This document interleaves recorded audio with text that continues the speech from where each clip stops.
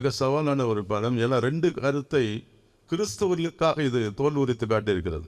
நம்ம வேற ஆளு ரட்சிக்கப்படுறாங்களோ இதை பார்த்து ஃபர்ஸ்ட் கிறிஸ்துவன் மனம் திரும்பினால் நன்று என்று நினைக்கிறேன். அதில் ஜாதியை குறித்து சரியான சவுப்படி கொடுத்துருக்காரு. 2வது நம்ம பாரம்பரியம் கலாச்சாரம்.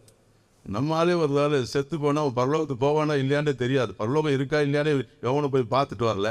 இருந்தாலும் நீ எரிச்சா போக மாட்டேன்னு இவன் தைரியமாக சொல்கிறான். ஏன்னா பொதிச்சவனா போனால் இவன் பார்த்து என்ன டிக்கெட் கொடுத்தானா தெரியாது. நம்ம வந்து பார்த்துட்டு இன்றைக்கி நல்லா இருக்குது சிறப்பாக ஐயா பண்ணிட்டாங்கன்னு சொல்லிட்டு போகிறதுக்காக அல்ல. இதை கொண்டு போய் ஒவ்வொரு இந்தியன் இடத்திலும் சேர்ப்பது உங்கள் மேல் என் இந்த கடமை.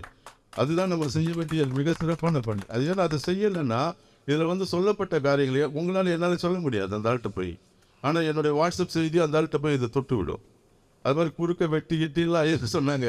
டெக்னிக்கலாக அது எவ்வளோ இவருக்கு பாதிப்பு கொடுக்குன்னு எனக்கு தெரியாது. போடலாமான்னு இவர் பர்மிஷன் கொடுத்தா தான் போட முடியும். அப்படிப்பட்ட காரியங்கள் எல்லாம் அருமையான ரமேஷ் ஐயா தான் சொன்ன